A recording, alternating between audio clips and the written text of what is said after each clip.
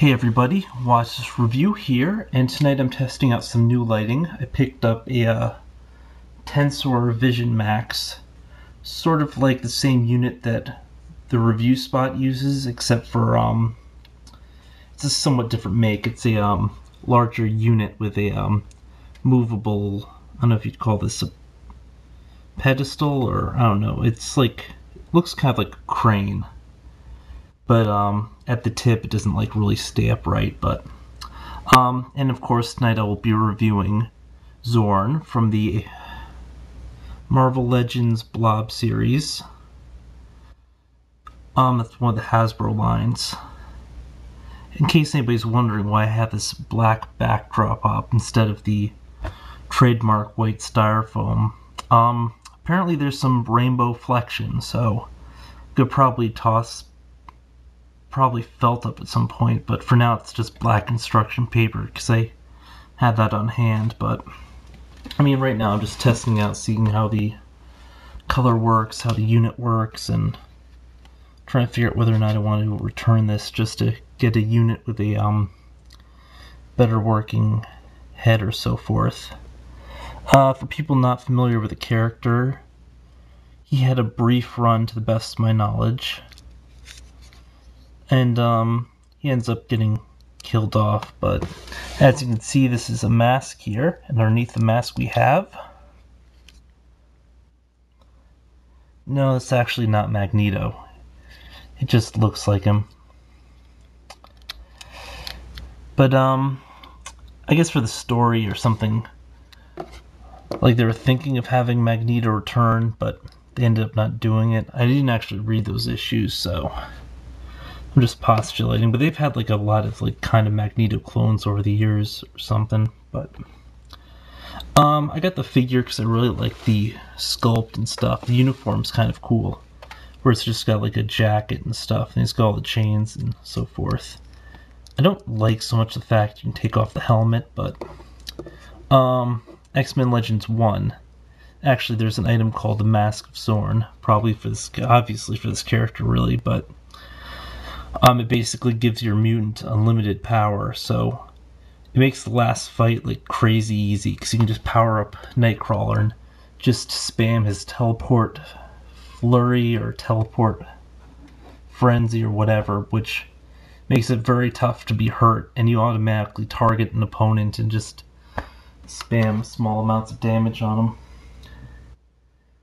Made it for a very, very easy fight, but just took for a while.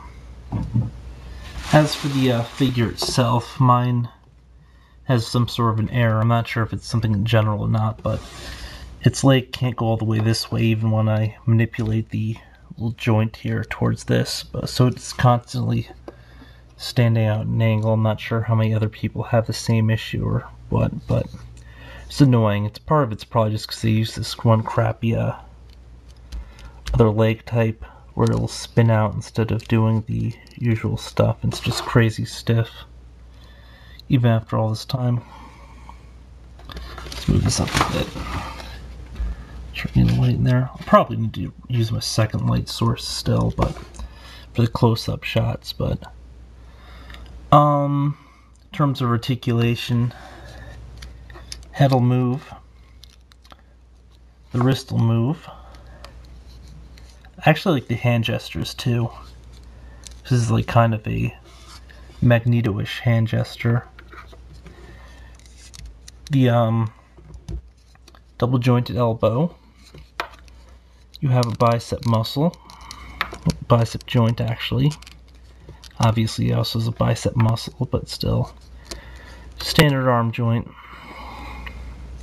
Kind of stiff, but I don't know, standard range of motion. Leg, as discussed, sucks. He's got a torso joint, but you can't really do anything with it just because jacket kind of gets in the way. It'll turn forward but won't go back at all. I mean, it can, but it just stretches against the jacket. The jacket's a soft rubbery plastic, so it can move a bit, but it can't be removed or anything to the best of my knowledge. Unless, of course, you physically pop the arms out, which I've never tried or would try. As always, when you have this kind of a leg, it'll do this kind of twist. Double jointed knee. Calf will twist, a full 360. Ankle slash leg will go up, down. Then, of course, all around, but I don't ever like that. No toe joint. I'm not a huge fan of toe joints. Can't get him to stand very well, just because of the aforementioned error. But I mean, I just like the generic, or the general poses you can get him into. Just from the way that his hands are positioned. Because it really looks like it's sort of an action pose where he's manipulating some metal or doing some of those other crazy things that he could undoubtedly do. All in all, I like the figure. I'm just a little disappointed that my figure has that little error on it. I mean, I'm not sure if that's a common error, but...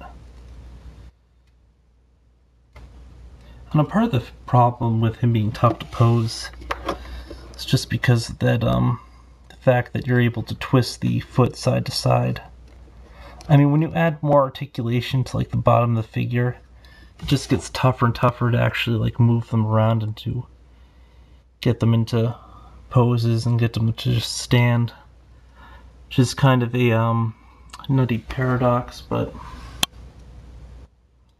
I don't know, I like the color looks more vibrant, at least on this screen. I'm not sure how it's going to actually look once I upload it to YouTube, because I know that whenever I put anything up on YouTube it looks a lot different, but I